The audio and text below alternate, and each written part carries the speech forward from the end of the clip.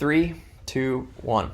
Hey everybody, Harry Welchel here. Today I have Chaz Morales from InfluenceYourMarket.com. We're going to be talking about how Chaz went from about 10K a month to 40K a month in 30 days, which is pretty wild. So Chaz, why don't I pass it over to you? Can you just briefly introduce yourself and share a little bit about your business? Yeah, my name's Chaz. I'm from California, pretty much right next to LAX. So me and Harry are, I'm horrible at geography. Is this like, are you on like on the East Coast? I'm on the East Coast, Atlanta. Yeah, so we're on the opposite, yeah. Anyways, yeah, so it's funny. Yeah, so I pretty much started by helping people make more e-commerce sales with their Instagram. Then I got transitioned to selling Instagram accounts I was creating and growing. And then now I've transitioned to using Instagram in conjunction with Facebook to get people clients. But the overall theme of the marketing that I use is pretty much leveraging influencers to sort of funnel you customers instead of having to do the hard work of direct outreach and stuff. Okay, got it. And so what sort of clients do you typically work with? Typically law of attraction, mindset, or just holistic clients. I mean, I do have some luck with some business-related niches, but I only typically tend to work with them if they really want to work with me, just because it just works better for those other niches. That's all. Got it. And how long have you been doing it? A couple of years? 2.5, a little over 2.5 years. Nice, man. How did you first even decide to do something online? Like, were you always interested in business or just more like playing around and experimenting with Instagram? I was experimenting. I kind of wanted to use, I knew that when I was in college, I knew that, because I knew I was going to probably be, because I was getting a dual degree in like psychology and math, right? Really? So so I knew like in that haven, you're still in a little bit of a cocoon in terms of like the economics and just the support system. There's an ecosystem that works really well for you. I know a lot of people at that age don't really see it like that, but it's enough time to really figure something out. There's even a guy, I think the Chinese super rich dude, he was saying that if you get beat, he told his son, you don't get the worst grades, but you don't need to get the best grades, because usually if you're like a B student, it's only those types of people who have enough time to learn something else, right? So I knew this is Jack Ma you're talking about. Yeah. Okay. So I knew that there was, and I sort of decided to do it like as I was going into my so it's like sort of halfway point. So I knew, or a little before my halfway point. So I knew that I had to figure it out, but it was enough time. So I just wanted to create like a sustainable income or something. I knew it was possible. I'd also been blasted with same ads for a long time, but because I had only made so little, like I only made like I can't remember. I think it was like $2,000 or $3,000 my first year. It was in my first 6 months, dropping any course amount would have been a lot for me. So it took me a while to get going. Yes, I actually had somebody, a very successful entrepreneur, came to my school, and I remember them saying like, you should just get straight B's and then spend all your time working on a project if you were serious about starting a business or something like that. Yeah. That's interesting, man. That's interesting. So what makes you guys unique? Are there other folks that are doing something similar, or is this pretty differentiated in itself? In terms of a niche? Yeah, like helping people connect with influencers. Is that? I think it's I think there are people out there better than me who do it, but I think most people haven't connected getting clients or coaching people with it. Does that make sense? So typically it's just people still stuck in the growing your Instagram page or their own and then selling them, like I did my second year or year and a half in business. I never transitioned to, or a lot of people just don't transition ever into how to just help people get coaching clients, because there's ways of doing it. And so that's that's where I sort of figured it out, and they haven't, I think. Got it. So there's other people that have been doing connecting people with influencers longer, but they don't really specialize in helping coaching clients generate leads through that. No. Got it. Mm-hmm. Interesting, man. Cool. So let's go back to the beginning. Like, what were you doing before you were working with me? In terms of like right before? Yeah, like maybe the month or two before. Cool. So after my first year and a half, 2020 rolled around, and I just got the courage as of like last December to start charging $100 to $500. It sounds insane how short ago this was. Starting to charge recurring revenue of like $100 to $500 per client, and that was hard to close that even as well. But the good thing was because I was pretty good once I got people on. They stayed for a long time. So I was able between December all the way up until March, April of this year to really get about 20 to 25 enough people consistently, where I was pretty much making anywhere between 8 to 11K in revenue. I think with you I had lost a few people, so it was only about 7K. But at that point, I was really trying to push myself and just try to make 1, 2, or 3K sale a month. And so I was doing that. So I was coming off, as long as I made the 3K sale or payment plan for it, I would be anywhere between 9 or 11K. But there's months where I wasn't. So I would also just be stuck at 6, 7K. But so the good thing with you is that I always had that recurring revenue coming in, but I was just so spread thin. I was working like it was like probably 70 hours a week. My grades were starting to suck because of it, actually. It became impossible for me to get any A's just because there was so much time. I became like the B+ student. It was annoying. But hey, I was like, I'm doing hustle, but it just was becoming inefficient. I wasn't operating intelligently, so I knew I had to change. Yeah, man, I still don't know how you're able to do it all, but how many clients were you actually doing work with, like done for you? Cool, anywhere between 15 to 25 at a given moment. But yeah, it was just all insanity. And you'd be doing like live calls with them, right? And no, I was actually just doing all the work for them. I just adopted the live calls when I started working with you, or right before. Got it. Interesting. Okay, so you're just doing all the work, and then were all your clients done for you, or did you have any other types of clients? Well, for the one I take a sale I'd make every 4 to 6 weeks, that would be a coaching client, because I was just starting to get my feet wet, but that was usually it. Yeah. Okay, cool. And so was there a particular, challenge or problem or something you were looking for help with that kind of brought you to me? I was suffering immeasurably, so I had to, in terms of how I was functioning, so I had to change that because I was getting to a point where I was beginning to become very burnt out. That's all. Okay, got it. Interesting, because I feel like so you're burnt out. You were doing too much in the service delivery. Was there anything on like the sales and marketing side that you were feeling like you could be doing better? Oh yeah, I was closing people. I was very afraid of selling, which is why I really adopted the recurring revenue. But basically, I would say even when I would attempt to make sales every now and then, I'd probably close 1 out of every 25 people. So it was just incredibly inefficient. I was miserable. Was that was that pretty frustrating? What was that like, just doing that many calls and not making that many sales? It was just it would take away from some of the service delivery. The balance, there was no balance, and I was just at a max ceiling because it came to a point where, especially when I would hit around 7-8K in recurring revenue,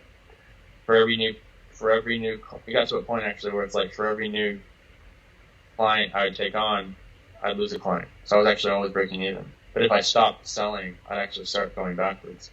So it was just, everything was bad.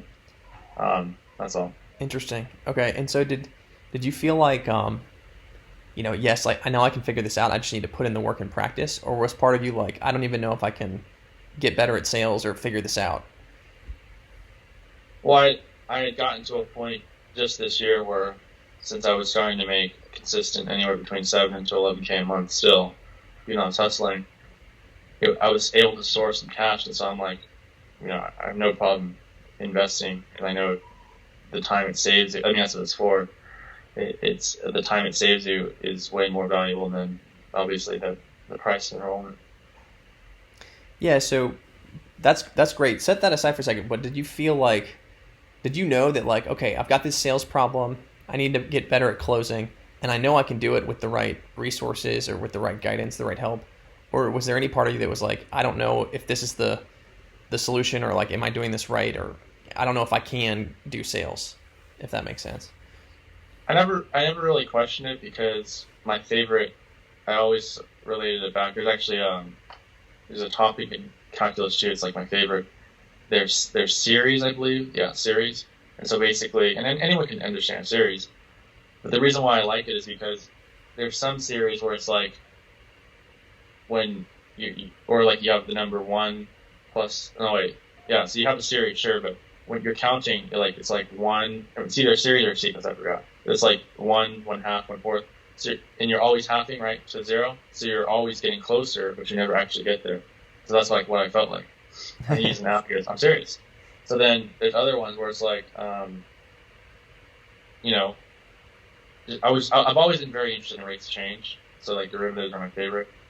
And so I understood, and I even remember, I think on our call, perhaps you were talking about sometimes people's pricing that I can't remember if it was an interview I watched or it was or if it was some interaction we had, and you were saying that there was orders of magnitude tendencies that entrepreneurs tend to experience, especially in the online world. So because always once you get to your 10K month, 30K becomes much more doable. And then once you're at 30K, sky's the limit. So, but those are order of magnitude, progressions. They're not really linear. So I knew, so that's the first reason. The second reason actually was I always knew that even from when I was hustling and stuff, my incredibly inefficient conversion rates, I still knew that if I could repeat something in 1 week, or a 4-week period, for example, if I was making like one high ticket sale for every 4 weeks, I knew I could repeat it infinitely, essentially, in theory. So I had those cycles going on. I still had a relatively proven system for the most part that could get me that, even though it wasn't that proven. It was proven for that. It was slow, but it was proven. So I knew that, if I could start to get, whatever the results were is what they were, but I knew that it would, whatever it was, it'd be better than what I was already doing. So I needed coaching to do that, and I wouldn't have done I would still be where I'm at if I wasn't working with you. And then the other thing is, I knew that once I got in the rhythm and I was able to just kind of have an isolated 7-day period where I knew exactly why I got one sale every week or something. They're essentially, you have the entire blueprint to replicate. All you have to do is just keep doing that, That's awesome. Yeah. So you were quite confident that you could solve it, that wasn't like you were resigned to a low close rate or anything like that, which is great. It wasn't really emotional based. It was very, I knew that you can repeat, if you can do one thing once, you can do it again. Yep. That's all. So I knew that once you helped me dial that in, and I could repeat it once I got the first client with you and stuff. Nice. Okay, cool. That makes sense. So where did you first hear about us? Was it in like one of the private Facebook groups we're both in, or like do you remember how you first came across me?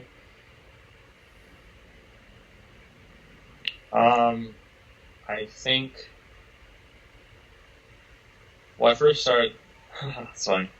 I just think I was friends with you, and then on your timeline you may have posted, I think it was the month you got maybe 40K revenue or something, yourself or something. It was pretty recent, and then you just skyrocketed yourself, but I basically saw that post. I was very impressed, and I just noticed a common trend between the people who are above me and then like where I was. And I noticed that you guys weren't working as hard. You guys didn't look tired. So I'm like, okay. And I know you have less. I know you're busy managing clients, so I know that in terms of like you weren't working as hard in terms of the marketing or the sales either. So you're probably spending less time than I was actually, because so I basically I actually was going to refer someone to you, and then You did. That's right. You did refer somebody to me. Yeah, well, what actually happened was I had like 2 or 3 painter friends, right? One of them, I actually know. The other 2 were just sort of mutual acquaintances that I met online. But basically, I saw some of the case studies you had, right? Painters, the interviews. You had several, and they were successful. So I just tried referring them because I thought that they might be able to help us up. And then I think we just hopped in the chat because I think you just said, "Hey, let's hop in the chat." Just hop in the chat. And next thing you know, I'm in. So that's good. It was definitely the best decision I made. I forgot that because when you referred somebody to me and you weren't a client of mine. I guess you had just seen what I'd done with a couple of artists I worked with. And I remember on my end, what I was thinking was just, this guy is referring me people. I should get on a call just so I can understand why he's doing that and what he thinks I do. So if he does refer me more people, I can give him a sense of what I do and stuff like that. Right. And the next thing you know, I'm on the call with you, and it seemed like it piqued your interest. So what piqued your interest, on that call, that first call, or maybe even before that? The biggest thing that piqued my interest was the pattern of basically for every new client you convert, the way you were doing it, you unveiled it pretty well. The way you were doing it, it had and I walked your value video too, which was great. But I think it might have been your older version one, not the newer one you made, but they're both great.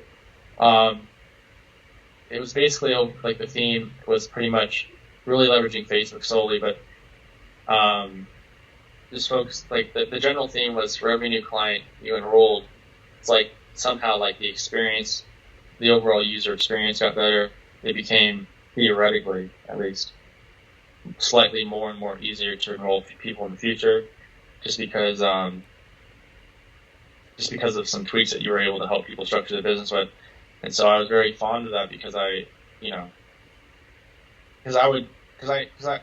because you can always, it may be hard to see even if you're making the same progress in a month, what the progress has been like. But if you always look back 3 months or 6 months, you can almost always see you've grown or progressed. So, and even when I was making like 1 sale every 25, I knew that it's better than when I was making 1 sale every 50, right? So it's pretty funny, but so I knew that I had gotten better. But I knew with you, so I knew that I'd progress faster, but also it would just, by doing that, you kind of, by doing, I don't know how you did it. It was pretty brilliant, but basically, by doing your job well, helping your clients get results and stuff, you basically were able to create your own internal marketing system that's self-sustaining, right? And so, I saw it off the bat, like I knew what it was. I just didn't know how to do it myself. So I'm like, I'm an idiot to not jump on this. That's what I thought. I appreciate that. So let's go back to kind of like this first 30 days. What are like 1 or 2 really big takeaways or improvements you've been able to make just at a high level since we started working together? My anxiety's gone down. I used to be incredibly anxious. I still am, but nothing like I was before. And basically, it's kind of funny because even though I got to a point actually when I was working with you within like the last 2 weeks where if I wasn't making a sale within that week or 2, I would freak out. Like I must be doing something wrong, even though I was probably doing totally fine. In terms of the biggest thing that changed for me though, it was mainly the price point for me. I was able to charge more, so that was the biggest thing. And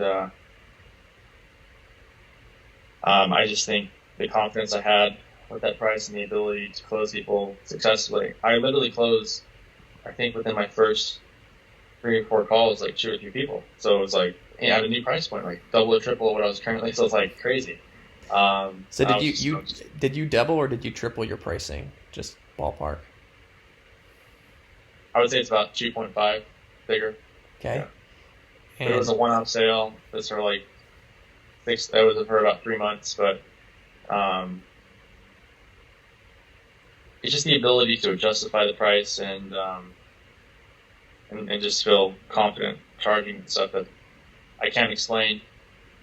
I can't explain how it happened. I just think you have to go through the process. I don't really think there's no way around it. There just really isn't. Why do you think your anxiety went down some? Because I could see every step along the way how to make things work. So it's not really it just isn't that hard to if you know your plan inside out, you just don't really get anxious anymore. Just things just happen. Yep, that resonates with me. Like I know in my life, whenever I don't need to do something and I don't have a plan, even something mundane like going to find a new apartment or something like that. Like if you don't have like a system or a plan, like it's a source of anxiety for myself. So I could see it's like once you have more clarity on what you need to do, it just becomes about walking the path rather than worrying about where the path is, if that makes sense. Yeah, things just happen naturally. So, like, have any areas of your life improved beyond just the business? I just think I'm a pretty simple guy. I had a few friends. I still have them, but I really haven't been hanging out with them much just because of this stupid virus thing, right? So the world's gone mad, obviously, for no reason. But overall, I've just been able to, I just think mainly just focus on the business better and have more faith in it, because now I'm starting to build cash war chest that I can very easily, invest in bigger things later on this year and stuff. Do you feel like you're working fewer hours yet, or about the same? Or Oh yeah, I work a little bit less. Yeah, I choose to work that much now. I don't necessarily have to. Yeah. So how did the I talked at the beginning about going from 10K to 40K. Can you break that down a little bit? Like, how did you get at a high level? It sounded like you said you made a couple sales in the first week. How did that break down? How did you make that change, that revenue jump? Right. So when I just started with you two, I had like a 6-week stretch where I wasn't able to sell the main high ticket 2 to 3K thing I was trying to promote. So I was kind of out of luck. It's also what helped me make the decision. But I had, like I said, I still had a steady, a very 5-6K recurring revenue coming in, done for you. I still have some of those guys, but I've just given it off to other people to do who I trust and stuff. But basically, so I had it coming in, so I wasn't really too worried. But basically, but I'd also, so I was pretty much at, I think when I first started with you, I was already at, because I hadn't done that one high ticket client, I was pretty much at 6 or 7K. So, because usually for me to get over 10K, I'd have to make one sale every month, and I was inconsistent with that. So I was at 6K already in revenue for the most part. It's sort of assumed because it is just coming in across the 30-day period equally for the most part. And then this is amongst the 25 people. And then within I devoured the first 2-3 modules within the first 48 hours, and so basically I was able to. I had 4 or 5 sales calls booked within a matter of a day, really. And I think within the first 5-6 days, I was able to close 2 or 3 people. My new price point, like I said, was pretty substantial. Am I allowed to get the price point I charged or no? You're welcome to share it if you'd like to. Yeah. So the price point I was able to upgrade to was actually, I was able to go from pretty much 2K to basically 5,500. Pretty cool. Which is why I say 2.5 for the most part. It's kind of it. Yeah. Yeah. And so I mainly payment plans. I mainly spread out obviously every other day and stuff, but I was able to get basically 2 or 3 people in the first, I think, I can't remember, it's 5 to 8 days, for that. And so it immediately, overall, I was able to get 2 split pays for all 3 of those people I enrolled. And so within the first 5 or 7 days, I was pretty much at, I think that's at 16K-ish, right? So, within the first 10 days, basically, I was when you add the 6K that was already coming in and stuff, it's like pretty much 20K for the most part, right? It's a little over. So then I actually had a sales slump where I just made no sales. But it's kind of funny because I make it dramatic. It really wasn't that dramatic. It was like 5 or 7 days, right? Yeah, it was like 7 days at least. I had like 10 sales calls too. I made nothing. I was like, crap. I had a few I actually closed someone recently just on the lower thing, follow-up, so it's funny. But I just knew it was one of those things where I just had to allow for, regression to the mean to sort of happen. Yep. And it's fine. And then the Monday, the starting third week working with you, that Monday I made my first 11K revenue day, which is crazy because that was actually pretty much what I was making a month for the most part previously. And the way that worked was both of them were actually 3-way payments of it. Luckily, the biggest payment was the first one, so that's good. So in terms of like collected cash for that, so I think it was 20, whatever half 5,500 is. I know, right? Don't worry about it. So basically, I was able to get half 5,500 from each the 2 people who signed up, and then the rest of it was just, 2 payments of the other half. Yep. But I was able to get most of the money up front, and so I was able to get 11K overall revenue, like pretty much close that day, and then in terms of collected, it was just pretty much half of that, just because the split payments and stuff. But I think the moment that happened, it just sort of helped me realize. I think that was the biggest, because again, I have high expectations because I've been at this thing for so long, but not of you, but just in myself in terms of like what would help me to be less anxious. So I think at that moment I really started to become more relaxed, and I think by doing that I've actually been making more sales more fluidly because there's no attachment. For me, I don't know if it's just me or I don't know if most people are fooling themselves, but to legitimately not be attached to the outcome is exceptionally hard to get done. I think you actually have to just go through some experiences, I think, of transformation. I don't think you can make a decision and then you've done it. I think it's possible, but there's like a delay time in reality or something. So it's been quite the delay for me. It's like one thing to intellectually be like, I should be disattached from the sale. It's another thing to like feel it and like live it and have it in your muscles where it's not just something. Does that make sense? Yeah, no, I know what you're saying. There's a delay factor, that's all. Yeah. So like, why did you decide, going back to our sales conversation, why did you decide to do business with me?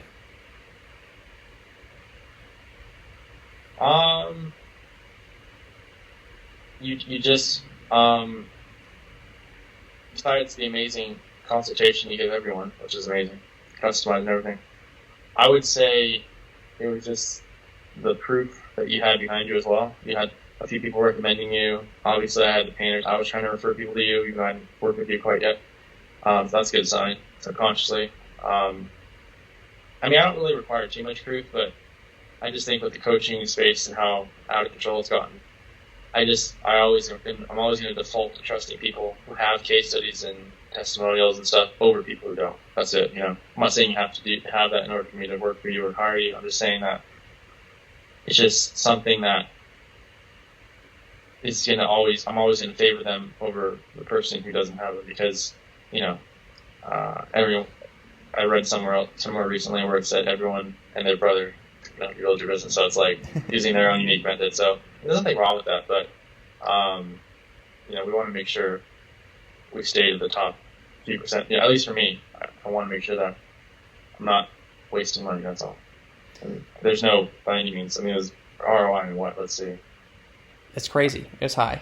Crazy. It's crazy. What do you think kicked you over the fence, so to speak? In terms of deciding to work with you? Yeah.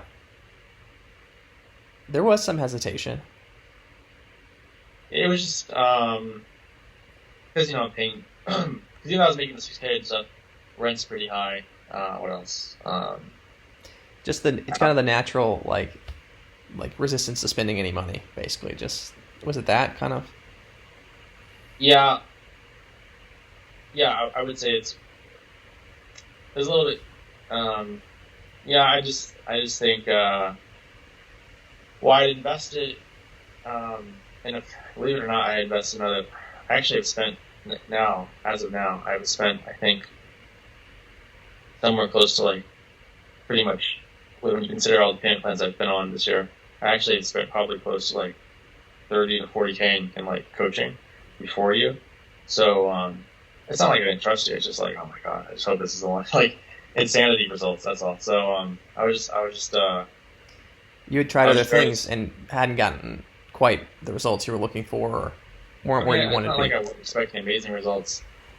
It wasn't like I had to make amazing results in order to work with you and all that good stuff. It would still been totally fine if I just made few sales, like something wrong with it. I made insane results just because I really don't know why maybe I lucked out. Maybe it's just the right timing. I mean, I know it's a proven system, but there's always relative gains. So like, someone who might be coming in just starting stuff probably won't see the results I'm getting. It's probably usually more, I've been through the trenches quite a bit. Yeah. I've definitely been through the ringer quite a bit too. So I tell folks that like if they're not making any sales, they typically get a client or two in the first month or the second month, and they're generating sales calls predictably. But if they're like you making sales, they double their sales or more, like everybody so far, which is kind of wild. Yeah. So just to overall answer your question, I was a little hesitant, but it wasn't like I wasn't going to do it. It was just I'm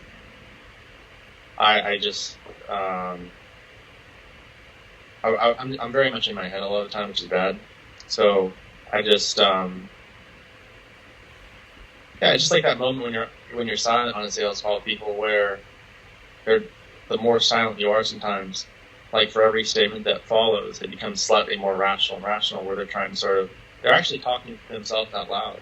They're not actually talking to you, I found sometimes. And they're actually, if you just be quiet and you let them sort of rationalize in their head, they're talking aloud.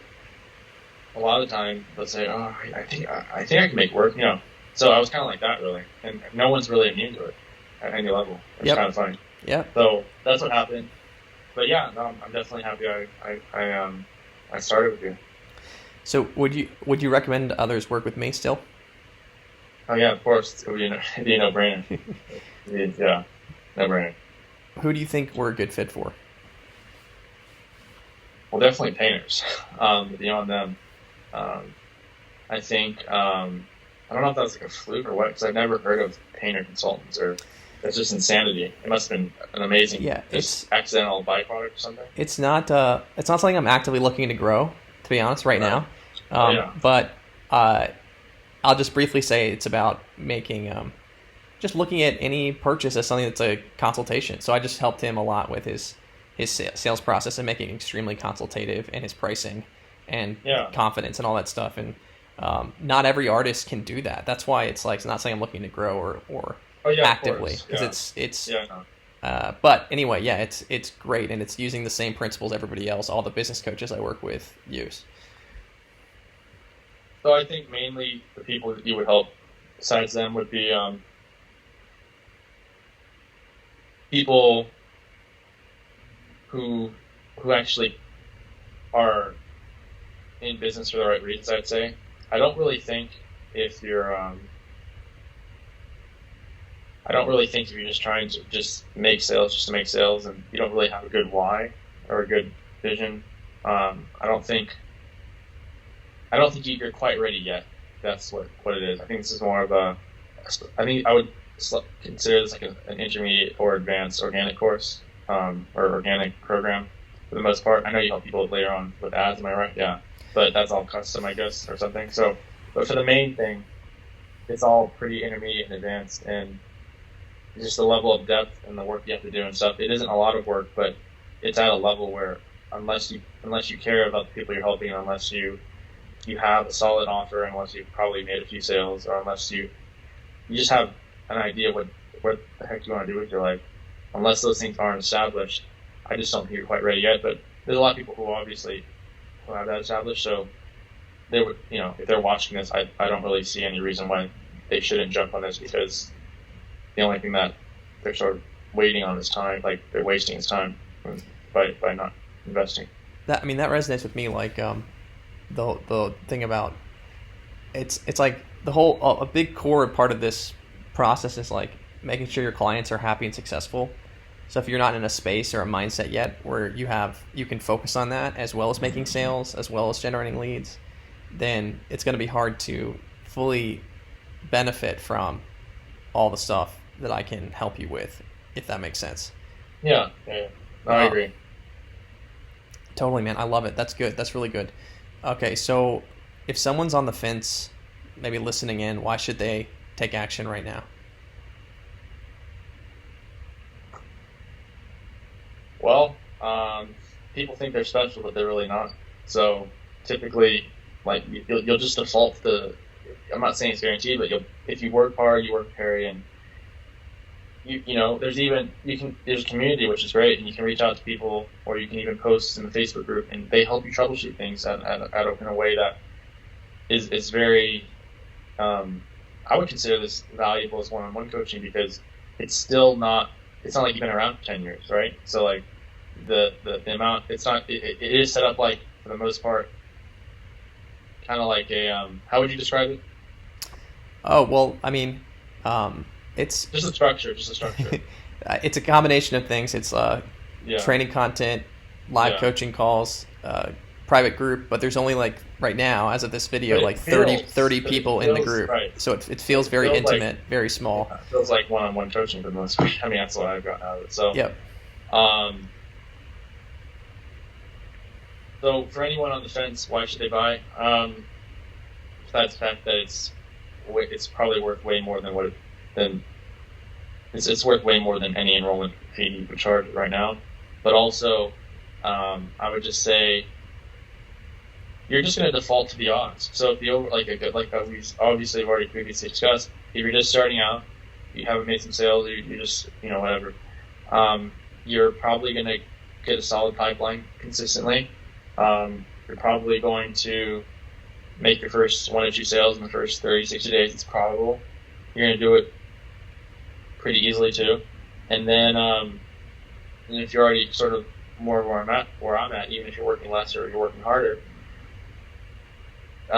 you should be able to definitely, there's potential that you probably could increase what you're making already by 50% all the way up to 300% or more, within the first 2 to 3 months. There's no reason why that can't happen. So the reason why it worked for me is because I have really been all in this year in terms of, even when I was hustling stuff, just systematizing my life to really make this conducive and stuff. Like I'm working even now, like I'm working like probably at least 5 to 8 hours a day. So I'm just all in. And even when I'm bored, I just work. So, and that's just me. It's my own personal thing. But even if you only have a handful of hours to dedicate throughout the week, there's no reason why you can't make 1 or 2 high-ticket sales a month using Harry's magic. Hey, nice, man. So I know you not only are you running your business, you're about to have to open your parents' business, right? Yeah. So I got 2 quick questions. Last question. What is your number 1 piece of advice for coaches and consultants? Is it general advice? Any advice? What's your number 1 piece of advice for coaches and consultants like yourself?